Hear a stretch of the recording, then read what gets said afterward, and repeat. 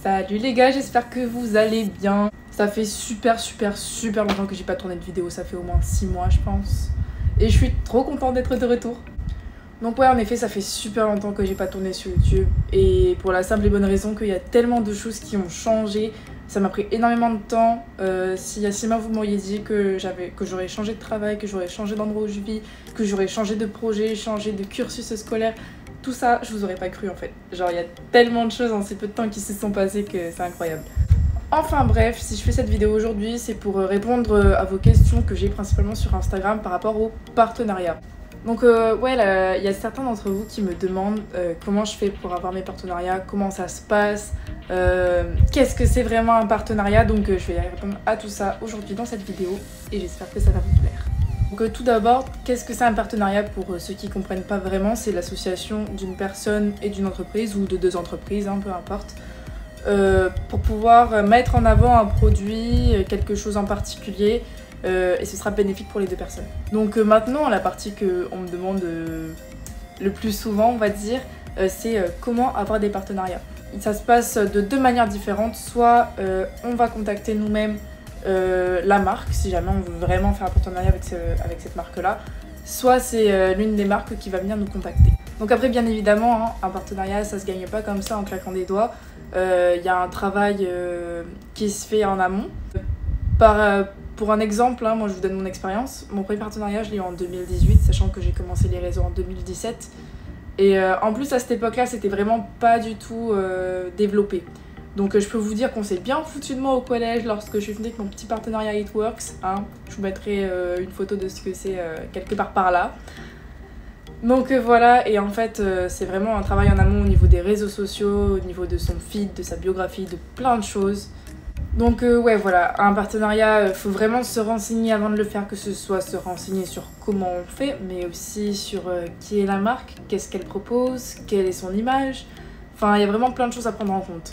Et après, au niveau de la préparation, c'est principalement voilà, sur les réseaux sociaux. Avoir déjà, pas une communauté, mais on va dire un compte Instagram assez développé. Voilà, vous ne créez pas un compte Instagram et puis ça y est, directement, les marques, vous avez 3 abonnés vont venir. Non, ça se passe pas comme ça. Il faut beaucoup de travail derrière et c'est quand même plus dur que ce que pas mal de gens pensent. Hein. Donc voilà, le but c'est vraiment de soigner son Instagram. Je vais dire Instagram hein, parce que c'est l'un des réseaux qui nous rapporte le plus de partenariats, on va dire, avec TikTok. Hein, c'est les deux principaux. Mais principalement par rapport à Instagram, ça va être voilà, donc la qualité photo, le feed, même si bon, actuellement mon feed sur Instagram il est pas non plus génial, mais je reste quand même dans les mêmes tons à peu près. Il y a vos biographies, enfin il y a la biographie et les légendes qui sont aussi à travailler avec les hashtags, ce que vous mettez en avant, votre niche ou vos niches, ça dépend de ce que vous faites. Voilà, donc ça c'est les aspects principaux en fait qui vont attirer ou non une marque vers votre profil. Donc comme je le disais plus tôt, ça va être soit la marque vous contacte, soit vous contactez la marque. Et donc comment faire pour contacter une marque? Parce que vous lui dites pas salut ça va, hop, non, ça se passe pas comme ça. Donc lorsque vous contactez une marque, déjà ce qui est important c'est de faire une petite liste et de savoir avec lesquelles vous aimeriez travailler et avec lesquelles vous n'aimeriez pas travailler. Pourquoi? Par rapport à ce que vous faites. Donc vers quoi vous vous tournez sur les réseaux sociaux, qu'est-ce que vous voulez dégager, quelle partie de vous voulez montrer, quelles sont vos passions, vos thématiques ou votre thématique, ça dépend, hein, on peut en avoir une comme plusieurs. Et donc c'est super important, voilà. Si jamais, j'en sais rien moi, vous êtes... j'ai pas d'idée là. Si vous êtes à fond dans la musculation, dans le sport, etc., vous n'allez pas faire des partenariats avec des marques de gâteaux, de fast-food, enfin vous voyez ce que je veux dire quoi, c'est un petit peu contradictoire. Donc ouais, trouver quelque chose qui est vraiment bien ancré avec ses idées et ses valeurs. Donc voilà, comme je l'expliquais, c'est pas quelque chose qui se fait en deux, c'est vraiment un travail derrière. Donc le premier conseil que je peux vous donner pour gérer un partenariat, on va dire, ça va être de planifier vos posts. Faire des brouillons à l'avance. Je vous dis pas hop, à telle heure, tel jour il faut poster, non, c'est pas forcément ça, c'est de savoir ce que vous allez poster, les 2-3 prochains posts que vous allez faire. Même si voilà, vous postez le jeudi au lieu de poster le lundi, c'est pas très grave, même s'il faut avoir une certaine régularité que moi perso je n'ai plus, il faut que je la reprenne.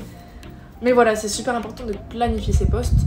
Pourquoi? Parce que avec un partenariat où il y a une publication qui est en jeu. Ça va.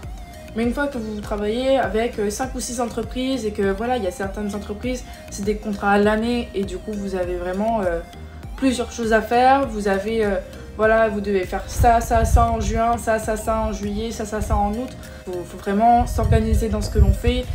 Parfois faire des shootings en avance pour pas être en retard par rapport au délai que l'on a.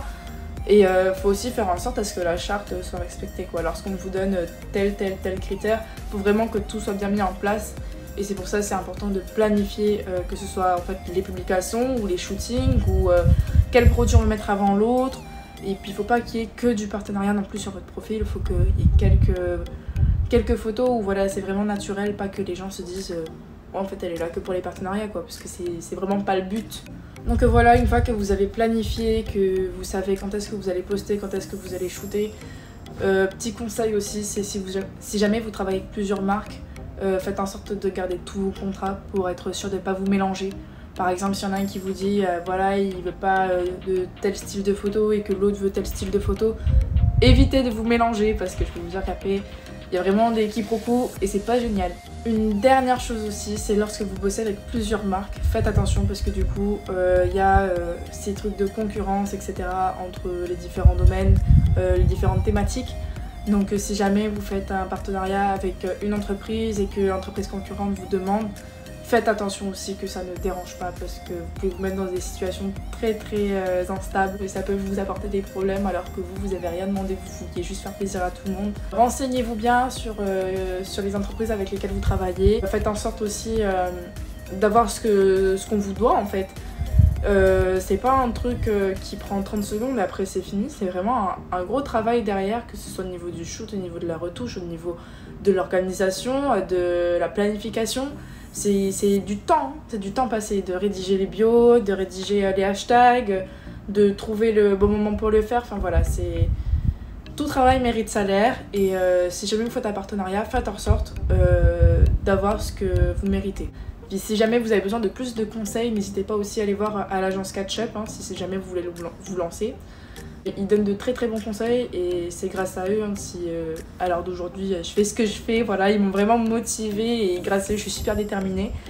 Donc ils sauront aussi vous aiguiller par rapport à tout ce qui est partenariat au quotidien en Nouvelle-Calédonie. Au niveau des partenariats, je pense que j'ai résumé la plus grande des parties. Après, si jamais vous avez des questions, n'hésitez pas à me les poser soit en commentaire, soit sur Instagram, soit même sur F3 si vous avez peur du regard des autres ou je sais pas.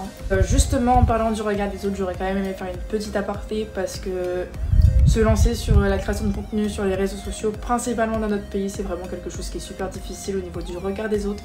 On est beaucoup jugé et je pense que je suis assez bien placée pour le savoir, hein, puisque moi c'était depuis le collège. Hein. Les réseaux sociaux c'était vraiment une passion pour moi et ça a toujours été un gros problème pour les personnes qui m'entouraient. Si jamais vous avez peur du regard des autres mais que vous voulez vous lancer, franchement arrêtez d'y penser parce que peu importe ce que vous allez faire, on va toujours vous critiquer, donc autant faire ce que vous aimez et au moins vous allez vous épanouir, être plus heureux. Donc voilà, si jamais vous voulez vous lancer mais que vous avez peur du regard des autres, si jamais, que ce soit sur les réseaux ou autres, hein, je parle vraiment de manière générale, ne vous préoccupez pas du regard des autres parce que franchement en Nouvelle-Calédonie les gens ils parlent tellement et il y a tellement de jugements que dans tous les cas, peu importe ce que vous allez faire, on va vous critiquer, on va parler sur vous. Ça va pour n'importe quel domaine, hein, je le vois au quotidien.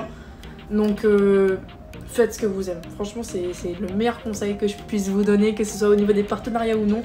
Faites ce que vous aimez et n'ayez pas peur d'aller vers l'inconnu.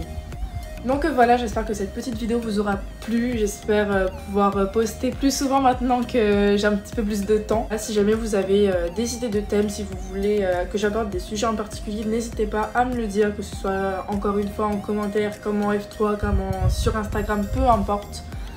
Et voilà, je vous dis à très vite et à bientôt dans une prochaine vidéo. Bon, j'étais en pleine session montage et là je viens de me rendre compte que je parlais pas français dans la vidéo. Faites ce que vous aimez. Non. Donc bref, faites ce que vous aimez, voilà, c'est mon dernier mot.